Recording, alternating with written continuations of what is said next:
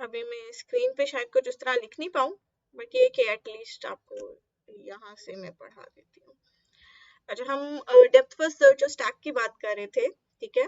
और वो basically stack क्या है कि वो पहले जो विजिट कर रहा है उसको पहले स्टैक में डाले, ठीक है। और उसके जब तक सारे नेबर्स विजिट नहीं हो जाते, आप क्या करें, उसको स्टैक से पॉप नहीं कर सकता।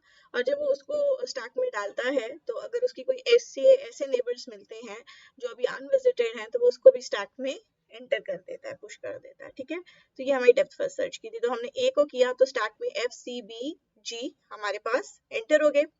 फिर हमने एफ को देखा तो एफ के AED आ गया। फिर ए पहले से विजिटेड था, ई न्यूली डिस्कवर्ड है, स्टैक में गया। ई के जो नेबर्स थे वो G, F और D था, उसमें जी डिस्कवर किया तो जी का स्टैक में ई और ए जो है एजेस थी, जो वर्ड मतलब GE और GA हमारे पास एजेस थी, यानी ई और ए उसके नेबर्स थे। तो अब आपने उसको देखा, ई भी डिस्कवर्ड था, ए भी डिस्कवर्ड था, तो स्टैक से अब हम वी विजिट जी को जो है वो पॉप करा लेंगे। फिर डी को देखेंगे, डी को डिस्कवर करेंगे तो उसके एफ और जी बेटा।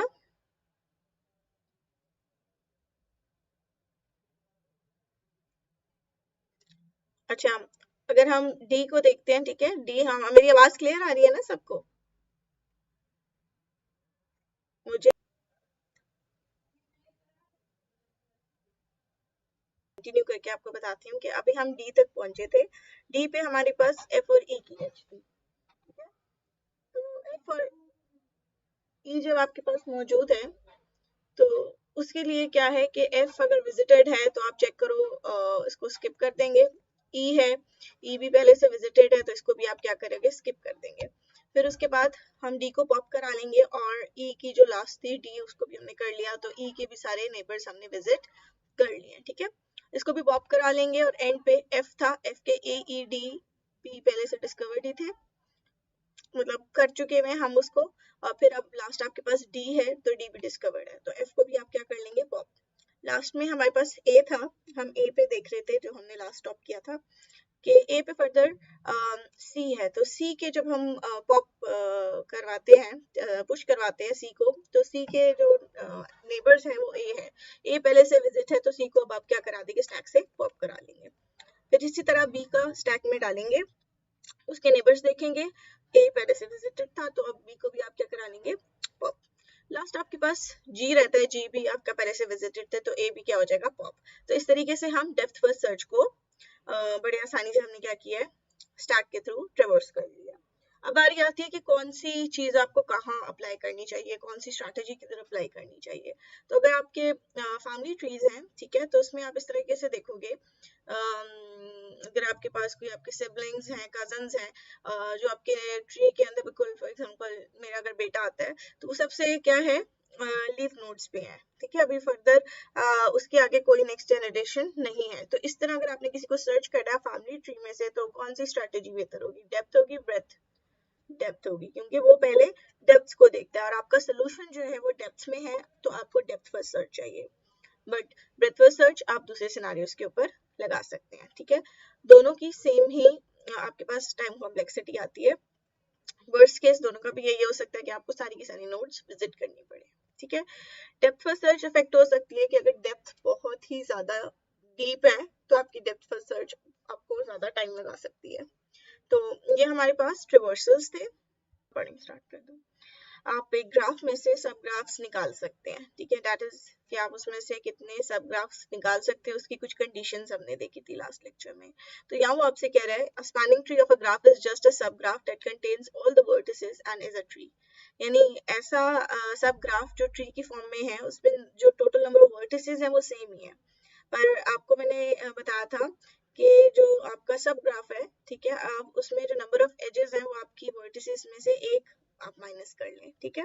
अगर आप उसमें एक और एज ऐड करते हैं तो वो साइक्लिक हो जाएगा, तो वो आपका ट्री की फॉर्म में नहीं रहेगा। नेक्स्ट उसमें था कि अगर आप उसमें से एक रिमूव करते हैं तो वो आपका डिसकनेक्टेड ग्राफ, सब ग्राफ जो है या स्पैनिंग ट्री जो है वो हो जाता है, ठीक है। तो स्पैनिंग ट्री अगर आप एक ग्राफ में से निकालने की कोशिश करते हैं, अब हर बंदा अलग स्पैनिंग ट्री निकाल सकता है, ठीक है। तो वो आपके मुख्तलिफ किस्म के स्पैनिंग ट्रीज ऐसा भी कोई बना सकता है, ऐसा भी बना सकता है, ऐसा भी बना सकता है, ऐसा भी बना सकता है। तो उसमें आप एजेस का काउंट देखिए, वो 3 ही आ रहा है और वर्टिसेस हमेशा 4 ही है, कोई साइकिल नहीं है बीच में, ठीक है। तो ये जो क्रॉस हो रहा है, ये इसको इससे कनेक्ट कर रहा है, ये इसको इससे कनेक्ट कर रहा है, तो साइक्लिक आपके पास यहाँ पर नहीं है। तो अगर आपके पास ये ग्राफ दिया हुआ है जिसमें 35 एजेस हैं और 16 वर्टिसेस हैं, तो अगर आप इसमें से मिनिमम एक स्पैनिंग ट्री ही निकालते हैं, तो उसने एक रेड हाईलाइट करके आपको एक स्पैनिंग ट्री निकाल के यहाँ पे दिया हुआ है। तो आप नोट करना कि ये जो रेड लाइट्स आ रही है ना, ये रेड लाइन जो है, ठीक है, ये हर वर्टेक्स के साथ वो आपको कनेक्ट करके दे रही है, ठीक है। और अब उसमें जो टोटल नंबर ऑफ एजेस हो गए हैं वो 15 हो गई हैं। तो एक ग्राफ को अगर आप उसमें से फॉर एग्जांपल उसमें अगर 4 हैं, तो आप तकरीबन 16 उसमें से स्पैनिंग ट्रीज उन्होंने यहाँ पे आपको ड्रॉ करके बता दी है। तो ये याद रखनी है कि उसमें जो एजेस होंगी वो v-1 एजेस ही होंगे उस ट्री के अंदर। नेक्स्ट हमारे पास ये एक आपको ग्राफ की एग्जांपल दी हुई है और इसमें से वो आपको कह रहे हैं स्पैनिंग ट्री हमने ये वाला रेड कलर की लाइन ड्रॉ कर दी है। अब उस स्पैनिंग ट्री को अगर अपने ट्री के फॉर्मेट में लिखना है ना, ठीक है, तो आप इसमें से एक रूट सेलेक्ट करेंगे, वो रूट आपके पास बन जाएगा 4 और ये बाकी सारे उसके जो नेबर्स होंगे वो उसके नेक्स्ट चाइल्ड हो जाएंगे और 5 के जो आगे नेबर्स होंगे वो उसके सब चाइल्ड हो जाएंगे, ठीक है। तो इस तरीके से आपका ग्राफ में से आपने एक सब ग्राफ निकाला, स्पैनिंग ट्री निकाला और उसको ट्री के फॉर्मेट में आप लिख सकते हो इस तरीके से। अब अगर उसके साथ वेट्स आ जाते हैं, तो आप जो अपना डिस्टेंस है वो कैसे स्पैनिंग ट्री को निकाल सकते हो, और मैं आपसे कहती हूँ कि आपने मिनिमम स्पैनिंग ट्री निकालना है। तो इसके लिए वो आपको बता रहा है कि मिनिमम स्पैनिंग ट्री निकालने के लिए हमारे पास कुछ एल्गोरिथम है, ठीक है। और उसको अभी हम यहाँ पे 2 एल्गोरिथम्स को कंसिडर करेंगे, ठीक है। स्पैनिंग फॉरेस्ट क्या होता है? स्पैनिंग फॉरेस्ट आपके पास जब n नंबर ऑफ कनेक्टेड सब ग्राफ्स आपने निकाल दिए हैं, ठीक है, तो वो जो सब स्पैनिंग ट्रीज जो हैं वो आपके पास उन सारों की कलेक्शन जो है वो आपके पास स्पैनिंग फॉरेस्ट होगा, 1 फॉर ईच कनेक्टेड सब ग्राफ। अब इस चीज को समझने के लिए हम थोड़ा सा यहाँ पर एक एग्जांपल देख लेते हैं कि स्पैनिंग ट्रीज हमारे पास काम किधर आते हैं। तो स्पैनिंग ट्री के बारे में वो आपसे बता रहे हैं कि एक ये सर्किट बोर्ड है, ठीक है, उस पे जो पावर सप्लाई जानी है, तो उसको अगर आपने डिसाइड करना है कि कहाँ कहाँ आपके बोर्ड के अंदर सर्किट एलिमेंट डालें कनेक्टेड है और कहाँ कहाँ वायर लगा के उसको सप्लाई दी जा सकती है, तो वो आपके पास यहाँ पर minimum spanning tree help out कर सकता है। इसके अलावा बिल्डिंग के अंदर मुख्तलिफ जगह पे लोड्स लगे हुए हैं तो उस पर भी हेल्प कर सकता है। अगर ये वाली एग्जांपल नहीं भी समझ आ रही तो ये एग्जांपल बहुत आसान है। वो आपको मुख्तलिफ यहाँ पे जो सिटीज दी हुई हैं वो आपके पास वर्टिसेस हैं और रास्ते ऑब्वियसली ढेर सारे एजेस हैं, यहाँ पे कितने ज्यादा रोड्स हैं। तो आपसे कहना ये चाह रहा है कि आप उसमें से ऐसे मुझे कनेक्ट करके दें एक ही रास्ता हो सब तक पहुंचने के लिए, बट वो ऐसा रास्ता हो जहाँ पर वो आपको स्पेसिफिक एक रिक्वायरमेंट दे रहा है जिसमें ब्रिजेस सबसे कम हो। तो उसने आपको बीच में से एक रास्ता सबको कनेक्ट करके दे दिया है जहाँ ब्रिजेस नहीं है, ठीक है। अब बारी आती है कि आप मिनिमम स्पैनिंग ट्री को निकालेंगे कैसे। तो यहाँ पे क्रूस्कर और प्रिम्स एल्गोरिथम दिए हुए हैं, पहले हम प्रिम्स एल्गोरिथम को समझने की कोशिश करते हैं। तो सबसे अगर मैं आपको डायरेक्टली इस एल्गोरिथम पे ले जाती हूँ, तो किसी भी एल्गोरिथम को समझने के लिए आप उसको कुछ स्टेप्स में डिवाइड कर देते हैं, ठीक है। यहाँ पे तो ऑब्वियसली आपको कमेंट्स भी दिए हुए तो बड़ी आसानी से समझ आ जाएगा। वो आपसे कह रहा है कि जो जितनी भी वर्टिसेस हैं वो आप पहले क्या करो, क्यूब में डाल दो और 1 बाय 1 उन सारों के वेट्स को आप इन्फिनिटी कर दो। तो अगर मैं आपको ये डायग्राम पे दिखाऊं तो ये ग्राफ दिया हुआ है, तो वो आपसे कहना ये चाह रहा है कि Q is equal to V of G। Q के अंदर सारी वर्टिसेस आपने ऐड करनी है और उन सारी वर्टिसेस की जो की है यानी उन सबको आपने इन्फिनिटी सेट कर दिया, यानी कि एक वर्टिस के अंदर जो उसका डिस्टेंस आप निकाल रहे हो वो आपने सबका इन्फिनिटी कर दिया है। अब आपको एक स्टार्टिंग पॉइंट चाहिए होगा, तो वो जो R है वो आपके पास स्टार्टिंग पॉइंट है। उस पर्टिकुलर की जो R आपकी है, यानी U यहाँ पे रिप्रेजेंट कर रहा है उस पर्टिकुलर वर्टेक्स को, तो उस पर्टिकुलर वर्टेक्स का जो डिस्टेंस है वो 0 कर दो, वो स्टार्टिंग पॉइंट है, और बाकी सारों का आपने डिस्टेंस कितना कर दिया है, इन्फिनिटी। अब आप वन बाय वन स्टैक से जो मिनिमम डिस्टेंस वाला एक्सट्रैक्ट करोगे, तो जब आप इनक्यू डीक्यू करेंगे इस पर्टिकुलर क्यू में से, तो वो सबसे पहले ऑब्वियसली आपको ये आर ही देगा क्योंकि इसका डिस्टेंस 0 है, ठीक है। अब उस 0 के नेबर्स कौन से बनते हैं, ये 14 भी है और 13 भी है।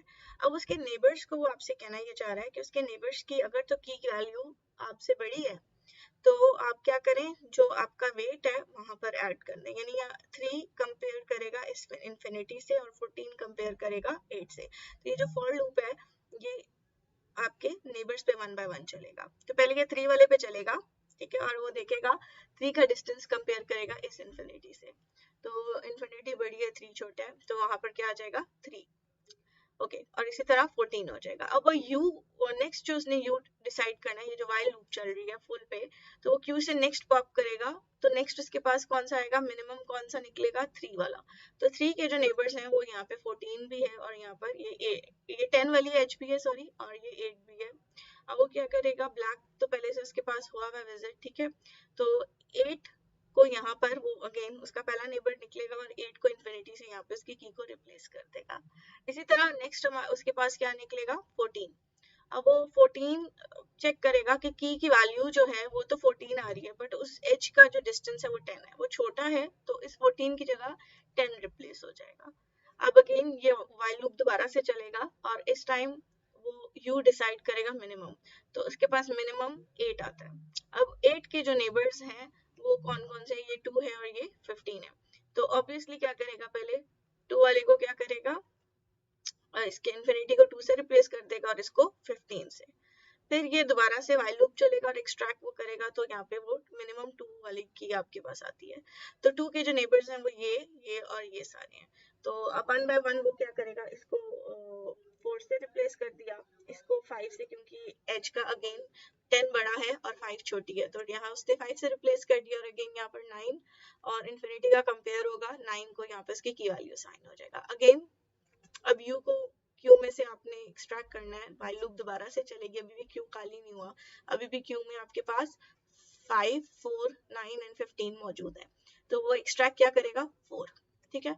तो 4 उसने एक्सट्रैक्ट किया, तो 4 के नेबर्स कौन से देखेगा 5, तो 5 और 6 का जो वो डिस्टेंस कंपेयर करेगा, 6 एज बड़ी है और की का वेट जो है उसके नेबर जो वी है, वी उसका नेबर था यू का, उसका तो जो है वो की का वेट कम है, ठीक है, तो वो क्या करेगा, उसको रिप्लेस नहीं करेगा। फिर दोबारा क्यू वाइल लूप चलेगा, क्यू एक्सट्रैक्ट करेगा और 5 के जो डिस्टेंस है उस पे वो देखेगा वो पहले से ही सारे के सारे एडजस्टेड है।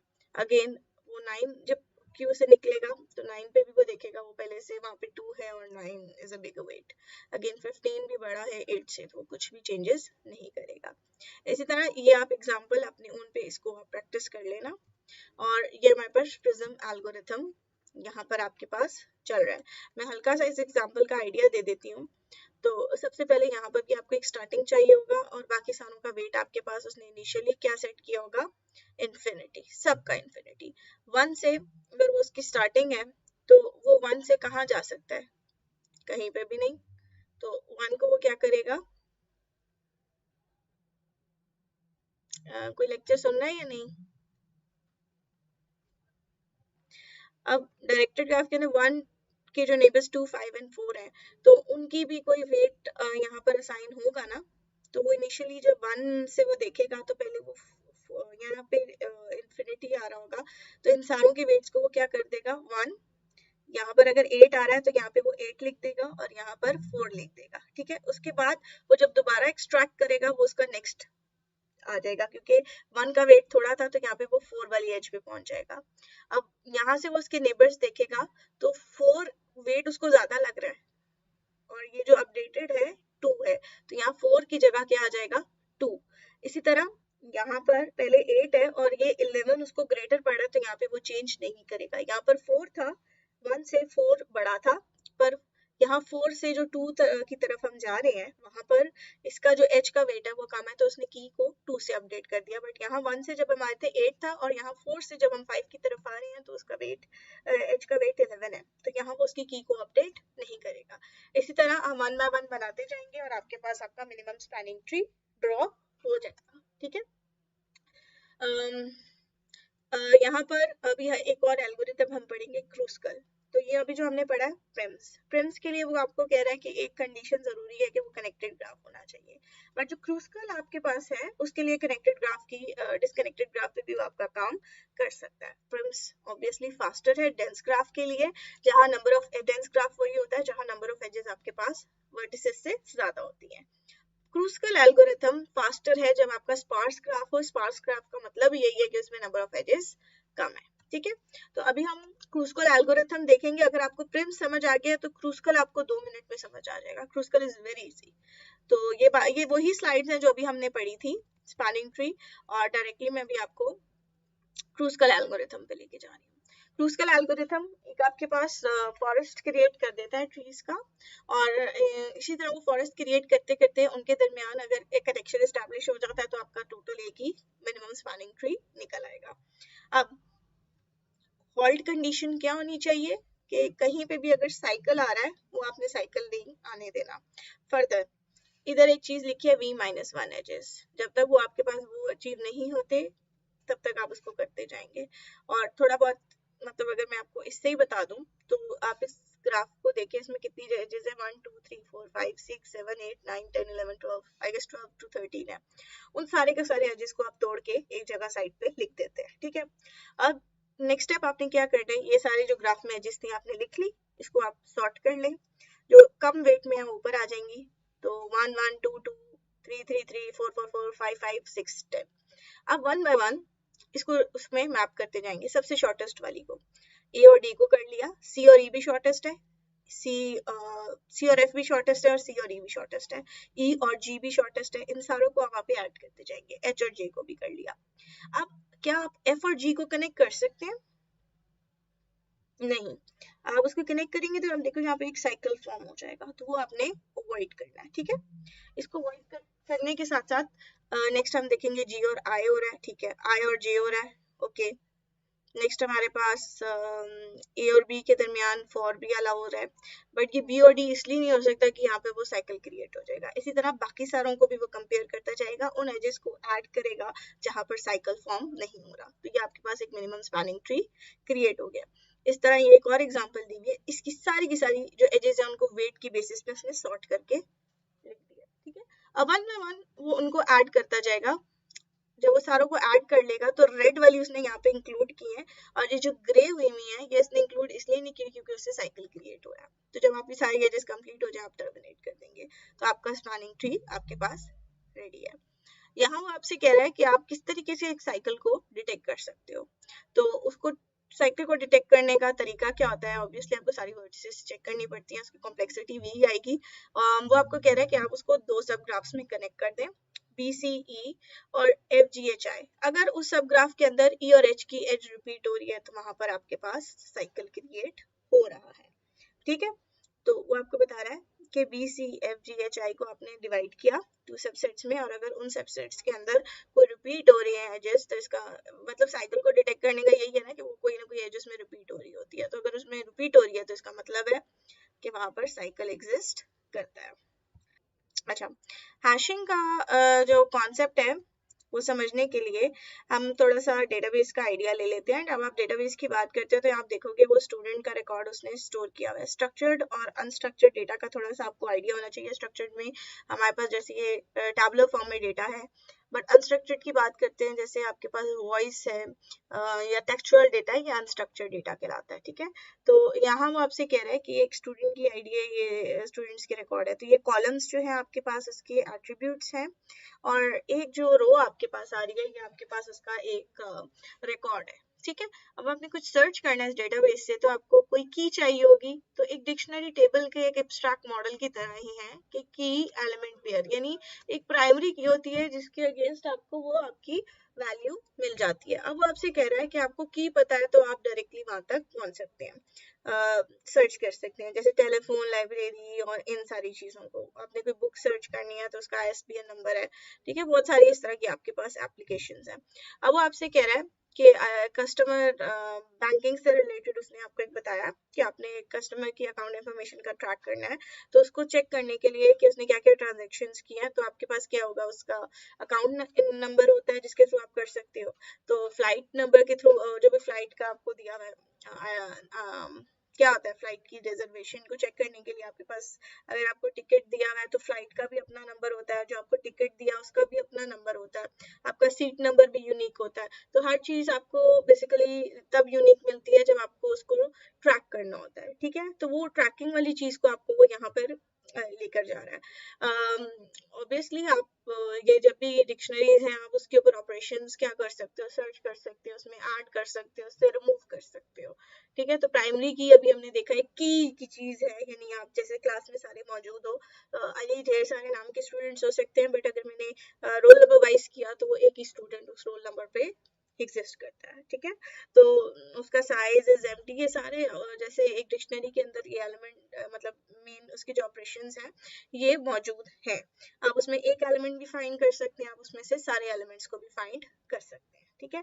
यानी अगर मैं कहती हूँ सारे अली के नाम के मुझे निकाल के दे दें, आप वो भी कर सकते हैं। अच्छा, अपडेट के कौन से मेथड हो सकते हैं कि आपने कोई एलिमेंट ऐड करना है, आपने कोई एलिमेंट रिमूव करना है, या आपने सारे कोई एलिमेंट रिमूव करने हैं। अच्छा, ये तो किसी का कोई सवाल है? माइक ऑन हुआ है? अच्छा, अब मैं आपको डिक्शनरी से थोड़ा सा एक स्टेप आगे लेके जा रही हूँ, ये हम पढ़ चुके हुए हैं। आप एरे को देखते हो, एरे में डेटा स्टोर करवाते हो ना, तो वो अनऑर्डर्ड हो तो उसको आप लीनियर सर्च पे कहते हो, यानी उसके अंदर अगर आपने कोई भी एलिमेंट ऐड करना है तो आपको क्या करना पड़ता है, सिर्फ आप एक कांस्टेंट टाइम ऑपरेशन है, यानी उसके अंदर उस जगह नेक्स्ट उसके एलिमेंट पे ऐड कर देते हो, या लिंक लिस्ट में देख लो, बस एक जगह पे ऐड करना आपने। बट अगर आपने कोई चीज रिमूव करनी है तो पहले आपको सारा स्कैन करके फाइंड करना पड़ेगा कि वो कहाँ पर मौजूद है, और फिर वो आप रिमूव करते हो, ठीक है।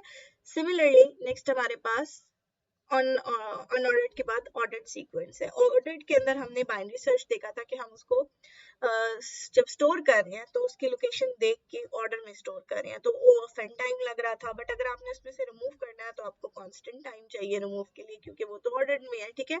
तो यहाँ पर आपको पता है कि ये रिमूव में भी थोड़ा सा है कि आपको पोजीशन पता होगी, ठीक है।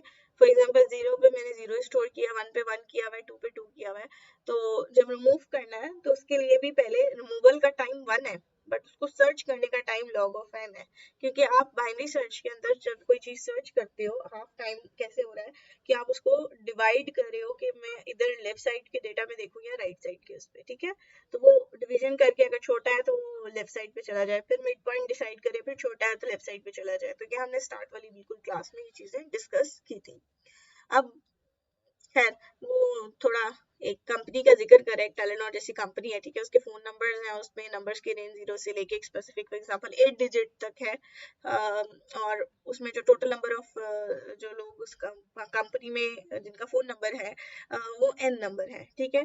तो कैसे हम उसको एफिशिएंटली कर सकते हैं, तो वो आपसे कह रहा है कि आप इसको AVL red and black trees की सिनारियो के अंदर इम्प्लीमेंट करके देख सकते हो। बट क्या वो बेहतर है? सर्च टाइम रिड्यूस हो सकता है? नहीं। एवीएल के अंदर log of n आ रहा है, यानी आप उसको बाइनरी ट्री की तरह ही देख लो कि आप उसको टाइम उसका सर्चिंग टाइम जो है वो हाफ में डिवाइड कर सकते हो उसको सॉर्टेड स्टोर करके। बट अगर डायरेक्ट एक्सेस की बात की जाए कि आपको इंडेक्स की पॉइंट पता है तो आप उसको डायरेक्टली एक्सेस कर सकते हो, ठीक है। अब यहाँ पर वो आपसे ये कहना चाह रहा है कि जैसे अभी डेटाबेस आपको दिखाई थी, एक टेबल दिखाया था, 0 इंडेक्स पे 0 पड़ा है, 1 पे 1 पड़ा है, 2 इंडेक्स पे 2 पड़ा है, 3 इंडेक्स पे 3 पड़ा है, ठीक है। ए पे ए वाली बुक है, बी पे बी के नाम से बुक है, और हम ये अज्यूम करें एक अल्फाबेट से एक ही बुक एग्जिस्ट करती है, तो ये डायरेक्ट एक्सेस हुआ, ठीक है। आपको की पता है उस एरे के अंदर, और उस की के थ्रू हम डायरेक्टली उस पर्टिकुलर एलिमेंट तक पहुंच सकते हैं, इसको डायरेक्ट एक्सेस कहते हैं। की वैल्यू और डिस्टिंक्ट, अब आपके पास की जो है वो कह रहा है कि अगर दुनिया में वो कह रहा है कितने ज्यादा नंबर्स होंगे, डायरेक्ट एक्सेस करते हैं, यूनिवर्स बड़ी भी हो सकती है, छोटी भी हो सकती है। अभी उसकी यूनिवर्स का साइज है m-1, तो ये जो m-1 उसका साइज उसने कहा है। फॉर एग्जांपल अभी हम कहते हैं m का साइज 5 है, तो एरे का साइज कितना हो जाएगा 5। बट अगर m का साइज है 10,000 तो एरे भी 10,000 के साइज का बनेगा, ठीक है। तो वो आपसे कहना ये चाह रहा है कि टेबल के अंदर जो इंडेक्स होगा उसी की के अंदर उसकी वैल्यू डायरेक्टली उस पर पॉइंट करी होगी। तो जो मैंने अभी आपको बात बोली है कि सेल नंबर्स की बात हो रही है, तो जो जिसका नंबर 00000 होगा वो इधर स्टोर होगा, 0001 वो इधर स्टोर होगा उसका डेटा। तो इस तरह करते करते प्रॉब्लम क्या हो सकती है, यूनिवर्स का साइज बड़ा भी हो सकता है। अभी इस यूनिवर्स का साइज हम कह रहे हैं 10 है, यानी 0 से लेके 9 तक। तो उसने 0 से लेकर 9 तक के इंडेक्सेस एक सिंगल एरे स्टोर कर लिया। हमने एडजेंसी लिस्ट पढ़ी थी ग्राफ के अंदर, आपने ग्राफ्स पढ़े हुए हैं ना? एजेंसी लिस्ट आप लोगों को याद होगी 0 1 2 3। अब वो आपसे कह रहे हैं जो ग्रे वाले हैं ये एक्चुअल कीज एग्जिस्ट करती हैं, बाकी सारों का भी डेटा नहीं आया। फॉर एग्जांपल 0000 वाला नंबर अभी तक किसी ने नहीं लिया, तो उसको आपने उसकी स्लॉट खाली छोड़ी हुई है। बट जहां जहां नंबर्स एग्जिस्ट करते हैं आपने वहां वहां वहां वहां डायरेक्टली वो एलिमेंट ऐड कर दिया है, ठीक है।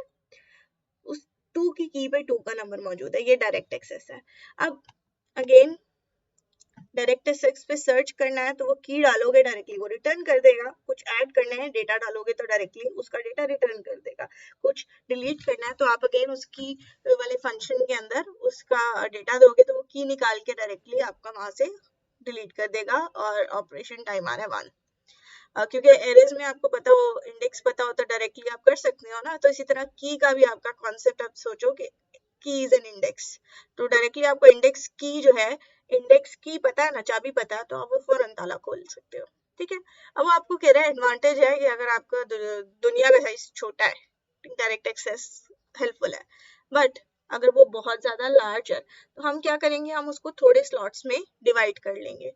तो कंपेरेटिवली थोड़े स्लॉट्स में डिवाइड करने के वो आपको बता रहा है कि 50 स्टूडेंट्स हैं तो हम उसको 50 स्टूडेंट्स को फॉर एग्जांपल हम थोड़े स्पेसेस में डिवाइड कर देते हैं। आदत है हम सारे के सारे, मैं इसको आपको शॉर्ट करके बता रही हूँ, ठीक है। तो बेसिकली जब आप इस तरह की स्लॉटिंग में डिवाइड कर रहे हो, percentage of memory allocated for 100 99.9995% wastage था। अब मैं इसको ना आपको इधर से समझाती हूँ, यहाँ से अगर m नंबर ऑफ स्टूडेंट्स हैं मेरी क्लास के अंदर और प्रेजेंट हमेशा ना 10 बच्चे क्लास में आते हैं, बाकी सारों की जगह रिजर्व करके हम वेस्ट करें, वो आपसे कह रहा है इसको एक काम करें, डिवाइड कर लें और उस केस में एक ही पर्टिकुलर इंडेक्स के ऊपर क्या करें, दूसरा बच्चा अगर आ जाता है तो आप उसको अगले इंडेक्स पे बिठा दें, कुछ इस तरह की स्ट्रेटेजी कर लें, ठीक है। तो आपसे कहना ये चाह रहा है कि सपोज हम एक काम करते हैं, ये जो की थी ना डायरेक्ट एक्सेस की, इसको किसी एक फंक्शन से निकालते हैं। कोई ये वाली एग्जांपल देखो, एप्पल लिखे तो वो जो आपका फंक्शन है वो उसको 5 रिटर्न कर रहा है, वाटरमेलन लिखेगा तो वो हमेशा उसको 3 ही रिटर्न करेगा। नेक्स्ट टाइम उसने डिलीट करना है ना वाटरमेलन को, तो हैश फंक्शन को अपने देगा वाटरमेलन, तो उसको की रिटर्न करेगा हमेशा 3 ही। वो ग्रेप्स अपने फंक्शन को देगा तो वो 8। तो कोई ना कोई एक मैजिक फंक्शन है, आप उसको अपना x यानी डेटा दे रहे हो और वो आपको की निकाल के दे रहा है। अब क्या होगा कि जो जो उसकी की निकलती जा रही है वहां पर ऐड होता जाएगा। प्रॉब्लम क्या हो सकती है कि हो सकता है एप्पल की जगह मैं एक और फ्रूट लिख देती हूँ, पाइनएप्पल। पाइनएप्पल लिखती हूँ वो भी 5 नंबर ही रिटर्न कर देता है, तो वो क्या करे, इसके 2 से 3 ऑप्शंस हैं, ठीक है। अब वो आपसे कह रहा है वो जो 3 ऑप्शंस है ना, ये कमिंग स्लाइड्स में अभी हम उनको भी डिस्कस करते हैं। वो आपसे कह रहा है कि hash function, how can we come up with this magic function, हम ये मैजिक फंक्शन कैसे बनाएं, ठीक है। ये आपने एक उसके हम तो हम थोड़ा सा इतना हमें याद होगा कि हमने क्यू वाले कॉन्सेप्ट के अंदर मॉड ऑपरेटर इस्तेमाल किया था, तो वो सर्कुलर क्यू के अंदर तो आपको इंडेक्स रिटर्न कर देता था, उसी तरह की चीज है, ठीक है। तो परफेक्ट हैश फंक्शन आपके लिए फाइंड करना बहुत जरूरी है, यानी आप जो भी उसको डेटा दो तो हैश फंक्शन आपको की रिटर्न करेगा, ठीक है। फिर माइक ऑफ करो, सवाल है तो आप माइक ऑन करेंगे। अच्छा, अब वो हनी ड्यू लिखता है अगेन, जैसे मैंने आपको पाइनएप्पल वाली एग्जांपल दी, उसके पास फिर 6 नंबर आ गए, यानी मैंगो पहले से मौजूद है, वो वहां पे क्या करे, तो कोलिजन आ गई है। कोलिजन का मतलब है कि आपके 2 डेटा के ऊपर वो सेम की रिटर्न करके दे रहा है, क्योंकि अब फॉर एग्जांपल एप्पल फ्रूट्स के नाम तो कितने ढेर सारे हो सकते हैं, बट आपने स्पेस उसके लिए अब 9 ही रिजर्व की हुई है। आपने 100 फ्रूट्स है तो 100 की स्पेस रिजर्व नहीं की, तो ऑब्वियसली कोलिजन होने के चांसेस हैं। तो कोलिजन को आप इस तरह से ट्रीट कर सकते हो, उसके 2 से 3 तरीके हो सकते हैं। अभी तो आपको कह रहे हैं कि फर्स्ट कम फर्स्ट, जो भी पहले आ रहा है उसको वो जगह दे दो, और दूसरे के लिए आप क्या करो, एक और हैश फंक्शन लगा दो। पहला hash function first come first service पे जो भी उसकी की आ रही है, सेकंड हैश फंक्शन उसको नेक्स्ट लोकेशन निकाल के दे देगा, नेक्स्ट पे भी कोलिजन आती है उसको तीसरा निकाल ले, तीसरे पे भी कोलिजन है, चौथा हैश फंक्शन लगा ले। तो ये एक तरीका उसने बताया, ठीक है, कोलिजन। दूसरा कोलिजन को हैंडल करने का तरीका ये है कि अगर आपके पास सेम स्लॉट्स सेम की पे 2 डेटा पॉइंट्स आ रहे हैं तो आप एक और काम भी कर सकते हैं, हम लिंक लिस्ट अटैच कर सकते हैं। तो तो वो अब आपको बता रहा है कि ये जो डायरेक्ट एक्सेसिंग था ना, कि जितनी यूनिवर्स का साइज है उतना ही अपने जो हैश है उसका साइज रख लेते हैं, ठीक है, टेबल का। कीज उतनी नंबर ऑफ कीज आपके उसके है, बट हैशिंग कह रही है कि आप उसको m नंबर ऑफ स्लॉट्स में डिवाइड कर दें, ठीक है। अब यूनिवर्स का साइज अगर 100 है तो हमने उसके लिए 10 सीटें रिजर्व m 10 पे कर दिया है, तो स्टोरेज 10 ही लगेगी और वहां यू लग रही है। अब वो आपसे नेक्स्ट कह रहा है कि फर्दर स्टोर किस पॉइंट पे करना है। यहाँ तो डायरेक्ट था, बट यहाँ आपका हैश फंक्शन आपको निकाल के दे रहा है।